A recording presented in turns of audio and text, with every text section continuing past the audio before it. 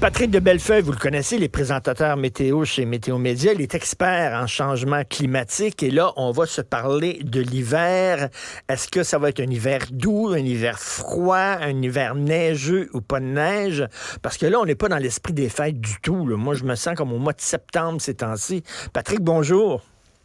Bonjour, M. Martineau. Bonjour. Alors, est-ce que ça va être un hiver doux? Est-ce que El Niño va changer la donne? En tout cas, ça va être le fun pour les gens qui sont passionnés de météo, je peux vous dire ça, parce on est dans un contexte qui est assez particulier. D'abord, le phénomène El Niño va être un phénomène qui va être très important pour notre hiver, mais c'est un phénomène qui, en ce moment, a des caractéristiques qu'on a très rarement vues. Je pense que c'est un petit peu, pour vous expliquer ça, obligé de commencer par comment on fait ces aperçus à plus long terme-là. On va regarder si on est en présence d'un El Niño, de la Niña, s'il est fort, s'il est puissant. On va regarder les températures de l'océan Atlantique, de l'océan Pacifique. On va regarder l'interaction entre les pressions dans l'océan Atlantique, dans le dipôle de l'océan Indien, dans l'océan Arctique. Et là, on va se faire une image de la situation sur la Terre en ce moment. On va par la suite fouiller dans le passé, puis regarder quand est-ce que c'est déjà arrivé qu'on avait une situation semblable. Et ces années-là, on va regarder, OK, mais d'abord, qu'est-ce qu'il a fait en hiver cette année-là? Ça, c'est une chose qu'on fait. L'autre chose qu'on fait, c'est qu'on analyse les modèles de prévision à plus long terme. Puis les deux ensemble, ça nous permet de faire notre prévision saisonnière. Cette année, le El Niño... Mais Patrick, je fais une parenthèse, mais c'est intéressant ce que vous dites. Ça montre que c'est complexe, le climat. Oui. Parler du climat, vous devez prendre en considération plein de données, là.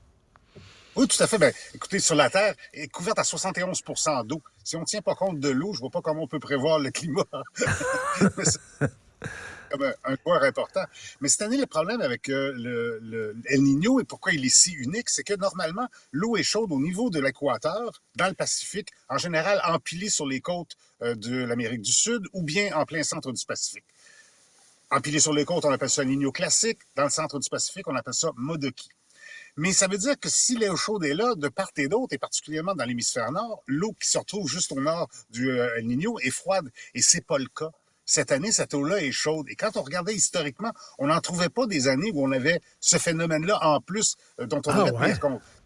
On s'est posé la question, mais la Terre se réchauffe hein, et les océans se réchauffent aussi, donc ça commence à devenir un peu plus chaud partout et de surcroît. Donc, on a regardé ça comme faux, puis là, on s'est dit, tous les scientifiques s'entendent sur le fait que l'eau, en ce moment, on a un Niño classique empilé sur les côtes d'Amérique du Sud. Tout le monde s'entend, il va migrer pendant l'hiver dans le centre pour devenir un Niño Modoki. Et là, c'est une grosse différence. Parce que pour nous, un Niño classique, c'est un Niño qui nous donne un hiver doux, très doux. Mais un Niño Modoki, c'est un hiver qui est très froid pour nous. C'est le contraire. Oh. Puisqu'on sait que ça va migrer, on est arrivé avec une prévision où on dit, OK, ça va commencer dans l'air doux. On va commencer dans l'air doux, donc je ne vous promets pas un Noël blanc. Mais on sait que ça va finir dans des grosses vagues de froid en février parce qu'on sera devenu Modoki. Là où on est moins certain, c'est à quel moment ça migre. Là, il y a une incertitude là-dedans. À quel moment est-ce que ça va se faire début janvier, mi-janvier, fin janvier? Ça, c'est un petit peu plus difficile à déterminer qu'au moment que ça migre. Et pour l'instant, chaud au début, bien froid à la fin. Quant aux quantités de précipitations, Oui. c'est la même chose. On prévoit, si vous voulez aller à Boston, à New York, amener votre pelle, c'est sûr que c'est un hiver pour eux, là, un hiver qui va avoir pas mal de neige et des précipitations aussi sur les secteurs maritimes. Mais vous savez, la distance entre New York et Boston, entre New York et Montréal, c'est 600 km à peu près, 6 heures de voiture, ça semble loin. Mais en météo, c'est juste à côté. Fait que pour peu que les systèmes prennent plus d'ampleur ou se déplacent juste un peu, on pourrait se faire ramasser aussi dans des épisodes de neige. Mais chose est sûre, avec la douceur au début puis le froid à la fin, on peut avoir plusieurs périodes de changement. On se souviendra que le dernier, qu'un El Niño, super El Niño qu'on avait connu en 98, nous avait amené la tempête de verglas. Je ne vous prévois pas du verglas, mais je vous dis qu'on peut avoir des conditions qui seraient propices à avoir ça. OK, donc, comme vous dites, là, pour les amateurs de météo comme vous, là, ça va brasser, là, parce qu'il va y avoir du meilleur comme du pire, là. Ça va être très changeant comme hiver. On va passer l'hiver avec le sourire d'en face, mais vous êtes seul peut-être.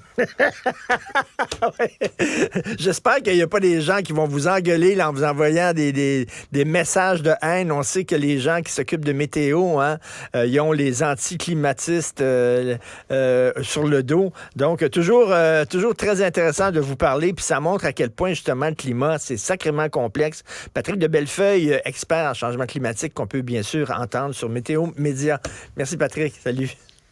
Bonne journée.